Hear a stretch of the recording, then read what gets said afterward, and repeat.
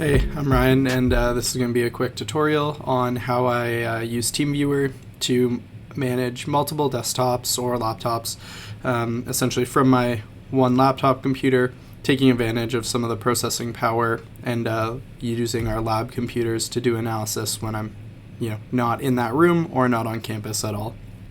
So the way I've gone about doing that is not using Microsoft Remote Desktop because our institution doesn't necessarily agree with some of the security protocols of allowing full remote desktop access through their network and firewalls. So the workaround we get from that is to use a third-party software called TeamViewer. TeamViewer is essentially like a web-based remote desktop app with some controls, and I'll show you sort of how that looks. So we'll come over here. We'll go to the left one, yeah. And then I'll open TeamViewer. So I have TeamViewer pre-installed, actually. I'll show you. If you come to the website here and go to Products, you want TeamViewer Remote. You can also go here to the free download. And it is free to use as long as you're not profiting off of it or using it for commercial use. There's a wrinkle to that, which I'll talk about in a second. But here you just download this, the free TeamViewer. You click download. It doesn't allow you to do like large file transfers or anything like that, but typically we don't need that because we use our Google Drive for that. You select your operating system and download the full client when it asks for that. So I would go to Windows here and download the TeamViewer full client in 64-bit. So I've already got it downloaded, so we don't need that. I'll close that out and I'll show you what that looks like. So you'll need to make an account to use it typically. At least I think the best way to use it is to make an account. So this is the splash screen you can see when it opens up. I'm signed in, but if you aren't signed in, it actually will still allow you to use it. And essentially, TeamViewer allows you to access other desktops that have it installed or other desktops to access yours. And it's very typically implemented by like a support team troubleshooting technical software people. So if they need to access your desktop, it's very easy for them to say, okay, you install this versus getting you to go into your network settings and activate remote desktop, which again may or may not be allowed by your institution or corporation. So you install this, and then when you want to allow them to remote control your computer, you have an ID here and a password on your computer. So if someone else or another desktop has TeamViewer installed and they want to access your computer, they would ask for this number. So you would put, I can't access my own here for a second, but the way this would work is they would put that number into here. So if they want to control your computer, so you give them this number, then they would hit connect. I don't know which one this is going to go to right now. I'll talk about that warning in just a second. And then it would typically ask for the password. You would then also supply the password, and then it allows you access to that. If you're signed in, what you can do is you can actually save all the computers you typically sign into, and here you can see that I've granted easy access for any computer on the account to come into my computer, and I've checked off that same box in the settings of all the other computers.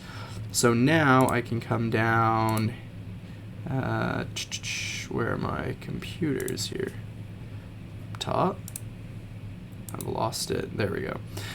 In this one, you can see all the recent connections. So this one, OneLab HD SEMG, is our basement lab computer for the high density EMG system.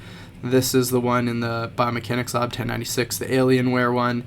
This desktop is the one in my office, and this Vicon PC is the one on the standing desk in ERC 1096. There's some other people's computers, so there's a bigger group of managed devices that would include other people's laptops, because once you're added to this account, then you can access all of these, but you could also access, for example, my laptop. You obviously can't access a laptop if it's closed and asleep or anything like that. But these are how that would look. So instead of doing that code and back and forth, the way I can access it this way is I just click on one, and I say remote control using password instead of prompt for confirmation. But again, because I've checked off that easy access box, I don't have to use the password. I just click this. And then I'll show you what pops up. So on my other screen, I'll drag it over. This is, here we go. This is what popped up, and you can see that this OneLab HTSEMG computer name is on the screen now. And I can essentially see a full view of the screen of that computer. And I can go in and use my cursor just like normal and manipulate it. You can see that this is not my desktop. And I'm leaving this pop-up up because I'll talk about that in a second. But yeah, I can go in and I can use this computer just as if I were to operate, that normally. I could open Theia 3D or something, for example. You can see not only my start bar here at the bottom, but then the start bar of that computer. So keep in mind, if you want to open anything on that computer, it's here. If you click something like this, that would be on my computer. You would, use it just as you normally would. One thing to keep in mind is this computer has 3 monitors. So if you have multiple monitors, there's a button at the top. I'll have to reopen this for a second. I guess this is a good time to talk about this warning that I'm getting. This warning that we're getting is saying you're using this for commercial purposes. Essentially, if you have too many laptops or computers on an account, it will get flagged as commercial use. But what we can then do is we essentially put in an appeal to TeamViewer. I have to do this every couple of months and say there's no money being made here. It's purely for academic purposes to access different computers remotely, and for my own data collection. We are not like an organization. We are not making any money off the troubleshooting or use of this program. A couple days goes by and you get an email saying, okay, your commercial restrictions for your account have been lifted. So when you have the commercial restriction on, it basically allows you to remote in for about a minute and then boots you out. So I'll do this quickly, but up here is a switch monitor button. And if you switch monitors, you can go between. So you can see that this computer had MATLAB open on a different screen, and then Theia on the second of 3 screens.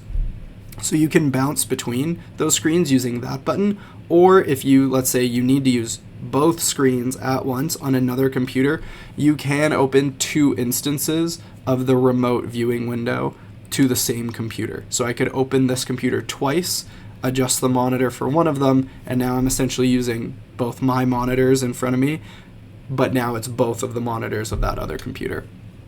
And so I'll essentially have to go through and email and alleviate some of that commercial usage restriction for our bottleneck. But if you go in and you make an account, I can add you to this account, and that will grant you access to access any of these lab computers. And if you don't want to do that, or we're getting flagged for high usage and we're still not paying for an account, and we don't want to go through this commercial appeal process every time, what you can do is you can stay signed out. So if you sign out here, now you can see I'm booted out, but I still have access to these allow remote control. So if you only need a laptop or the lab computer once, what you can do is you can be in the lab, open TeamViewer on the lab computer, see what this says, the allow remote control, take a picture of that, walk to your home computer, whatever else you need, input this number, it will prompt you, and then you input the password, and now you still have full control, and you're not signed in, you don't have an account. When you do make an account, though, and you want to be added to this, the very first time you connect, don't make it, sometime, at 10 p.m. where I'm not available or on vacation or something, because I do have to go in to my email. I get an email prompt and says, did you add this device to your account? Do you want to add it to your trusted devices? And then I have to click yes, add to trusted devices, and then you're good to go. But that very first time, I do have to add it to like a trusted device list. So that's essentially how I use TeamViewer. I take full advantage of higher processing power of all these desktops, but again, we don't have to take them home, and we can have people using them all the time, but also not have to be on campus at all hours of the night, abiding by the university's working alone policy and stuff like that, which also has its own sort of negative repercussions. then we have to get like lab access after hours and stuff. So this has been a really, really good solution, and I encourage everybody in the lab to learn how to use TeamViewer, especially if you just need like a little, piece of data that was stored on the desktop, or let's say you're somewhere else and you're doing data processing at home, or you're writing your manuscript and you say, oh shoot, what was my filter settings for Thea? That would never be stored on the Google Drive like your data files might, but the exact filter settings of something that was opened, you can then remote in, you can check that and continue your writing. You don't have to like derail your process by coming to campus or anything like that, or waiting a day or two. So yeah, that's how you use TeamViewer. If you have any questions, let me know. Thanks.